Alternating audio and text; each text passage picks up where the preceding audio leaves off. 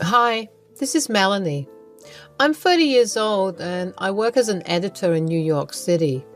I had a husband, but now we're really not on terms. This was a sudden thing that happened between us and something that had to do with his parents. The main reason was his betrayal. We're still working on our divorce. He has not come to terms with it, but I don't give a rat's ass anymore. He was working as a bartender in a renowned restaurant. For privacy reasons, I won't be mentioning the names of the places we work at. He was in his own lane and I was working as an intern at the time. So, feeling independent, I wanted to take my parents to a fancy restaurant, and this one was very near to where I lived. How convenient, isn't it? Well, now I wish I had chosen a different restaurant. My parents were very happy for me.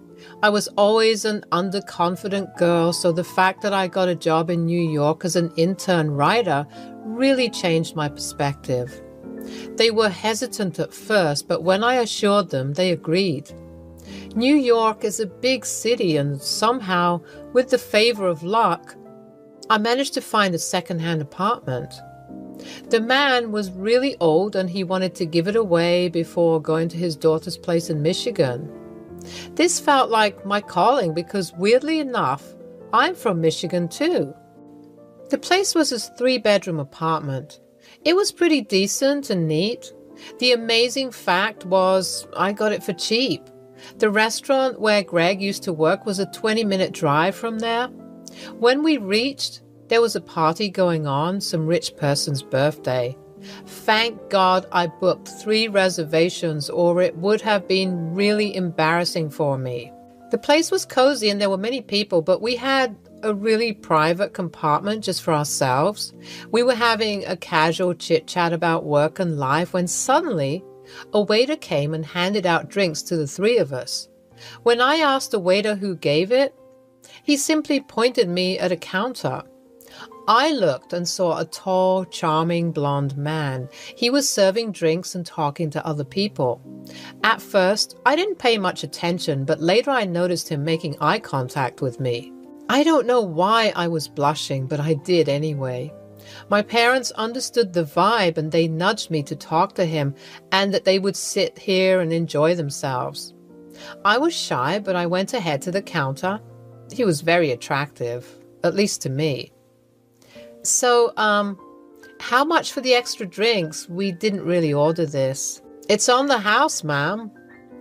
That's really sweet of you, but I don't really need anything free. I'll pay for it. My parents are here and I don't want them to think of it as a present. Is this your first time in this restaurant? Yes, I actually am new here.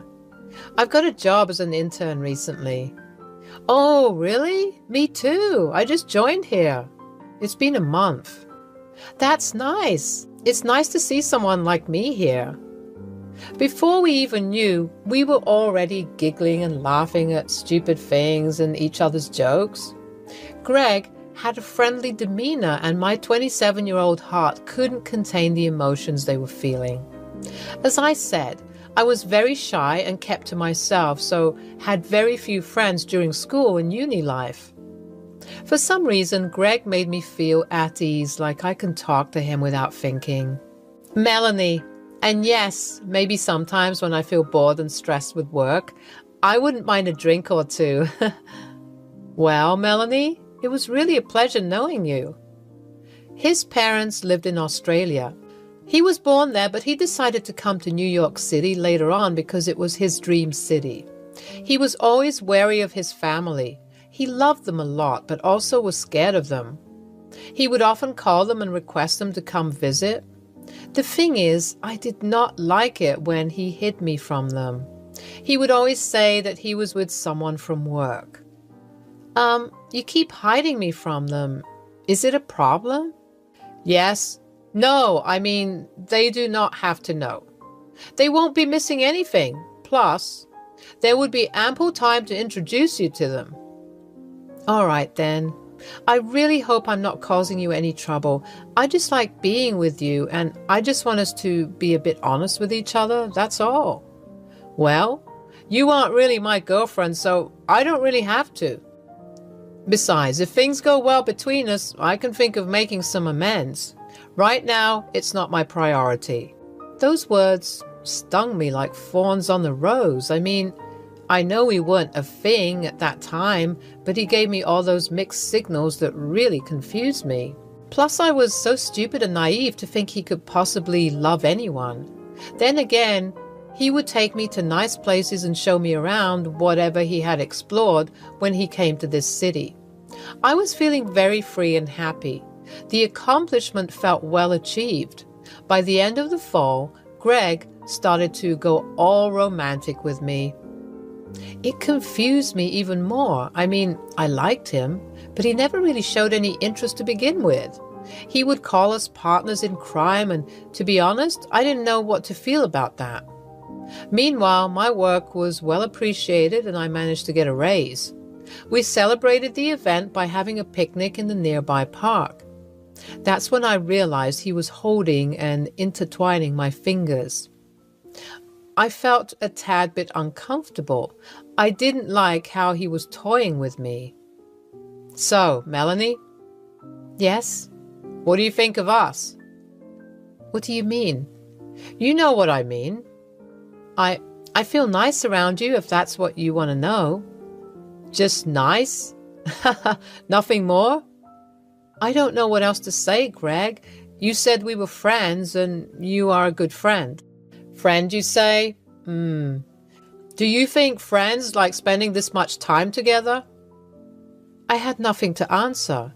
Greg wanted me as his partner. It has been almost 1.5 years since we've known each other, and I'm getting old. I told Greg that I needed time. He'd said he'd wait, but not for long because he is too impatient. He moved in with me soon after, and it started to feel like the real deal. Even my mind started to feel conflicted the moment he drew the ring. I did say yes. It sounded as if those were the only words that wanted to come out.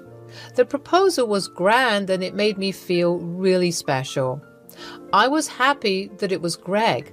I don't know if this was bad luck or a bad omen. Greg lost his job within 4 months of getting married. After the official business was done, Greg happily moved into my apartment. We took our time fixing the space so that we can make room for everything. My parents were happy, but also skeptical. I mean, why wouldn't they be? Greg was the kind of husband who would really love me, but not seem to acknowledge me in front of other people. There were times when we went to parties and he would let me go to hang out with his friends. He would not really introduce me until I made the move. He still wouldn't tell his parents. "So, babe, shouldn't we let your family know once?" Yes, in time. Not now. Why are you always in a hurry?" "Again? Why not? Jesus, Greg, this is too much, don't you think? What is wrong with us?" "Look, I have a lot of explanations to give and I need time. So don't meddle in things you don't understand." I didn't understand what the explanation was, but I was patient. The only thing that I wanted from him was to acknowledge me. He would go meet his boys every now and then, sometimes without informing me. I would receive his phone calls after he had reached there. This would continue for a while when he suddenly lost his job. The reason he gave me was that he fought with his colleague and did some collateral damage. He told me that he would borrow my money for a while until he gets another job. I remember him crying in his bedroom like a little boy. I wonder what goes on in that head of his. "Well, don't worry about the money. Just let me at least know what's going on." "It's an emergency, and I promise I will make it up to you once I get the job, okay?" I tried to keep our house together, made some renovations and changes. My parents were also sending me money sometimes so that I could handle the household a bit more efficiently. I was happy to feel independent, but you see, sometimes money can get spent very quickly. I too need support, and as much as I love Greg, I wanted him to help me as soon as possible. One day, His words fell on me like explosives. Honey, I have something to tell you. My parents, what about it? They will come to visit you. I mean us. Huh? Okay. Did they say when? In 2 days. I've arranged everything. I just need you to do a small favor. Okay. Can you please tell my parents that I bought this apartment and all the other things? They are unaware of the fact that I don't have a job, and it would be kind of embarrassing if they, I know it sounds weird, but my parents are really judgmental and scary if they get to know I lost my job. Babe, please understand this. Okay, fine. It is temporary. You know how bad I am at lying.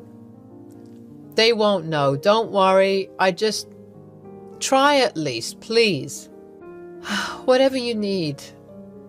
I didn't like the offer he made, but I had nothing else to do. I thought maybe it was temporary, so I let it slide this one time. Greg was suddenly very loving and caring towards me. He would make me breakfast and sometimes even dinner. It's not like I wasn't enjoying it, but I couldn't help but think that it felt rather odd. I wanted to take a few days off so that I can spend some time with his family. My boss was kind enough to give me 3 days and also promised to not cut any money. I was, after all, a hard-working woman. They will be here any minute. Is everything ready? How do I look? You look fine. Just stop fidgeting. You are making me nervous. Yeah, okay, I'm fine. The cab reached in front of the apartment gate around the afternoon. I was very nervous, but I knew that I had to be my very best self in front of them. They came upstairs looking very stern and serious. I had never met someone who would look as intimidating as his parents. They were tall and blonde just like him, but their faces had a disgusted expression. Once they entered the room, they were rather pleased. They scanned every nook and cranny of the place as if they were judging the household that I so dearly built. But then again, my credit wasn't there. No bad. Pretty nice. Love the little decor. Your choice? Yes, mostly. And a little bit of help from Melanie. Oh, yes, the wife. What is it that you do, dear? I work in editorial content. Oh, a writer, basically. Yes. Well, not like an author or something, but yes. Why don't you sit and relax? I will get you all something to eat. Isn't that Melanie's job, dear? She must be making you work really hard. Oh, no. I love to help around. Melanie, dear, why don't you get to know each other? I would go and get something to eat. Sure. I sat there silently while they kept looking around. I was feeling hella nervous. I didn't know what to say or do, and just kept staring at their annoyed expressions. They didn't like me. That was clear to me. So, my son's working in a corporate office? He must be really tired. Do you do everything for him, like tending and all? Yes, I do. He's earning quite well, seeing the interior condition. Are you able to support him? Yes. Greg tells me that you have not been able to give him time. Really? So, what have you contributed so far, other than taking in all his expenses? Excuse me? We were interrupted by a coffee break from Greg. I noticed the cup he presented me was bad and almost broken, whereas he served the 2 of my best cups to his parents. He gave me no snacks, but gave them a plate full of Cheez-Its. So, how's everything? Why did you both get married exactly? Well, don't you think you were a bit fast?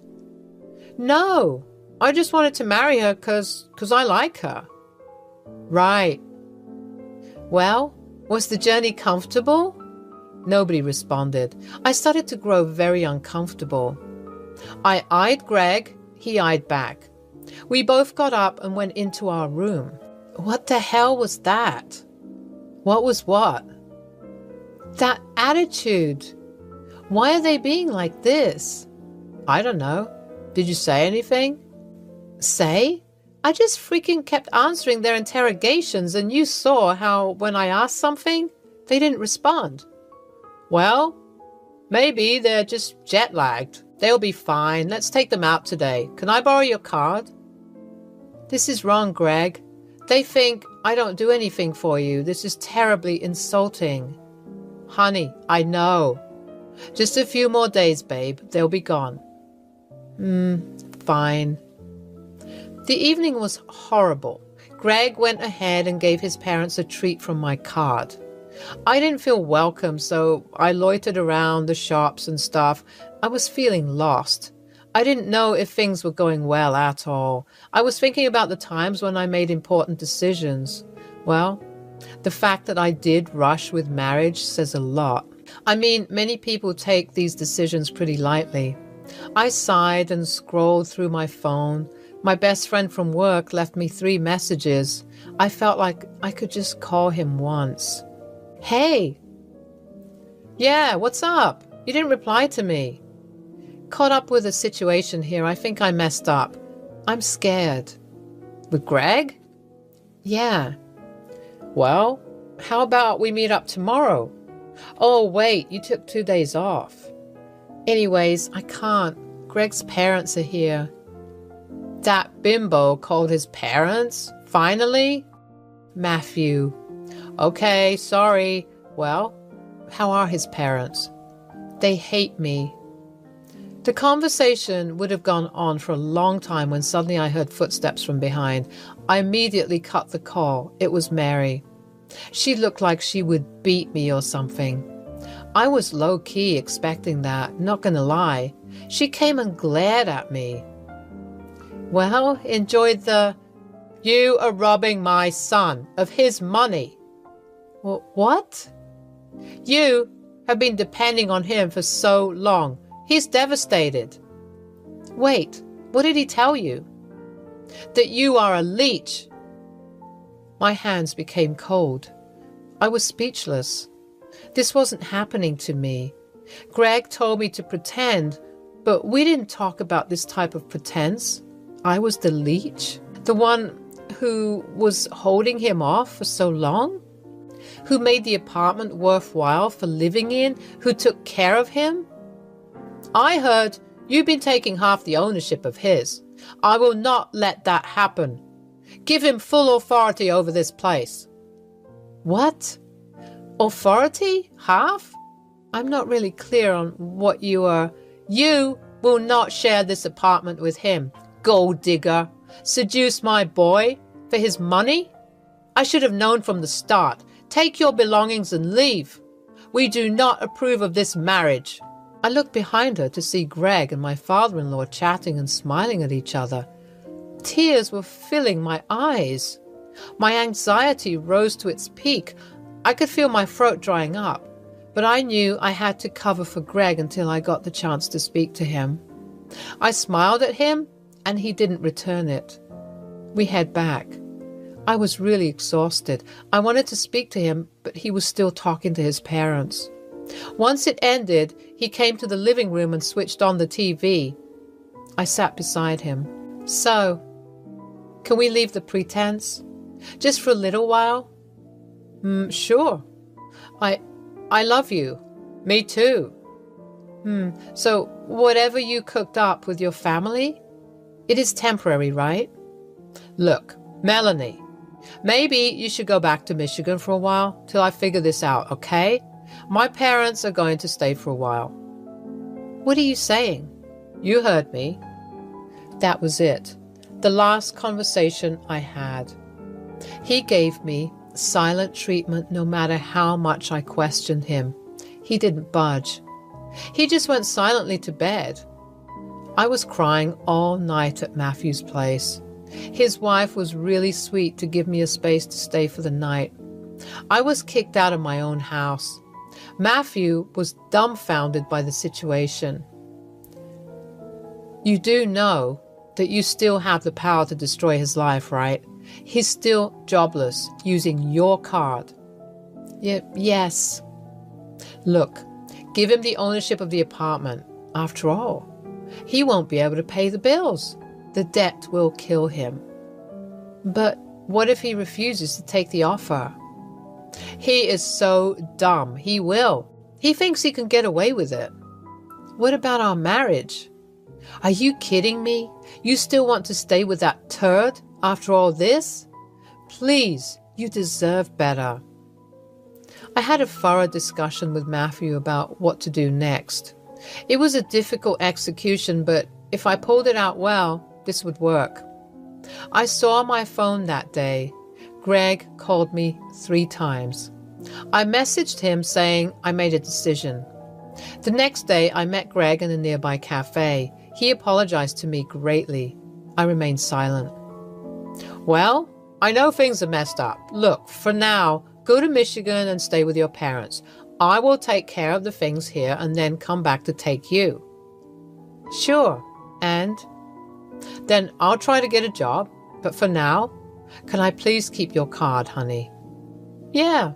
I've also decided on giving you ownership of the apartment.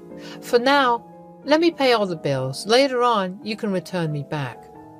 Wow. Are you sure? Yes. I will make things right, babe. I promise. I realized how easily he took the deal, without even thinking about all my hard work and effort. I knew then it was all over. And also, he is dumb. I went back to Michigan and requested my boss to let me work from home since I had a family emergency. My boss was extremely considerate. I cried a lot at my parents' house. I told them everything and they were furious, but they didn't scold me. I learned a valuable lesson. Now it was time to take action. I blocked my card, which was being used by Greg. After the ownership was given to Greg, I made sure not to keep any written documents on me, claiming I would continue to pay bills and stuff. So naturally, I cut that off too. Let's see how he pays all the debt piling up. Matthew gave me another offer of a cozy 2-bedroom apartment somewhere near my office back in New York. I accepted it. It was kind of him to help me out through this process. I went to court along with my family and worked on the divorce papers that would be sent to him soon. I made sure he was cut off from all supplies on my part financially and emotionally. He was dependent on me. He thought he would lie and keep me away from everyone and would also use me for his own benefit. Now, that's not going to happen anymore. Enough. After a month, I received an unknown call. I picked it up and surprisingly, it was Mary, Greg's mother. She was frantically crying and apologizing. Is this Melanie? Dear, it's me, Greg's. Oh, yes. How can I help? I'm really sorry. My son made a small mistake and now he's in deep trouble. Oh, really? What kind of trouble? His card was declined and he's received a warning letter for not being able to pay water and electricity bills. But he has a job. He can do it. No, dear. Look, I understand. We made a mess. He didn't mean it. Please give us a bit of money, just enough for us to get plane tickets. Oh, really? Now? Sorry, no. I'm going to send something else, though, later on. What? Divorce papers. I hung up. It was hilarious how Greg didn't even have money to pay for his parents' flight tickets to get back. Of course, he couldn't. He was probably planning to bring his parents here permanently since he had to pay for his parents' bills back in Australia. I became his source of money. But he wanted to man up, so he told his parents that the whole apartment was his and everything was his doing. But now, he will be getting warning letters after letters until the government decides to cut off his power source. He has to pay all of that at once. I wonder how he will be managing. I don't care anymore. Greg was new in New York City. There was no possible way he could fish off help from someone, and the restaurant he was working in hated him to the core because he did cause hazards there. Meanwhile, I have a new apartment and 2 dogs. Matthew gave them to me. They are really adorable. The divorce papers were sent long back. I know it would take time because Greg calls me every night to help him and apologizes, but I don't listen. I mostly cut the call on him.